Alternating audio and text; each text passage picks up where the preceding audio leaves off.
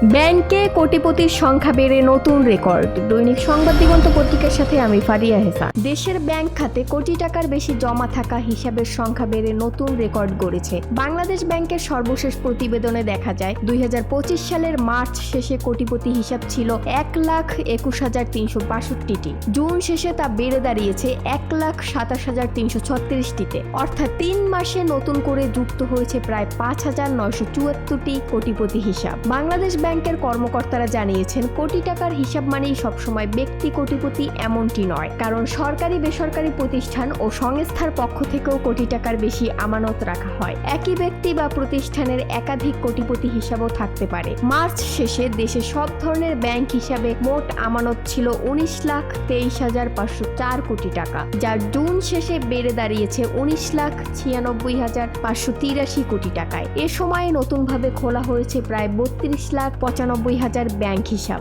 বিশেষভাবে লক্ষণীয়, কোটিপতি হিসাবে জমা উল্লেখযোগ্য হারে বেড়েছে। মার্চ শেষে এসব হিসাবে জমা ছিল 7,83,653 কোটি টাকা, যা জুনে দাঁড়ায় 8,80,772 কোটি টাকায়। অর্থাৎ 3 মাসে এসব হিসাবে জমা বেড়েছে প্রায় 97,119 কোটি টাকা। অতীতের পরিসংখ্যান বিশ্লেষণ করলে দেখা যায়, স্বাধীনতার পর 1972 সালে দেশে মাত্র 5টি কোটিপতি হিসাব ছিল। সময়ের ব্যবধানে তা ক্রমে বেড়ে 2008 সালে দাঁড়ায় 19,163টিতে এবং 2020 সালে 93,890টিতে। এরপর ধারাবাহিকভাবে সংখ্যা বাড়তে বাড়তে 2025 সালের জুনে পৌঁছেছে 1,27,336টিতে। অর্থনীতিবিদদের মতে, কোটিপতি হিসাব বাড়া দেশের অর্থনীতির জন্য ইতিবাচক। এটি ব্যবসায় টাকার প্রবাহ ও জনগণের সঞ্চয় ক্ষমতা বৃদ্ধিকে নির্দেশ করে।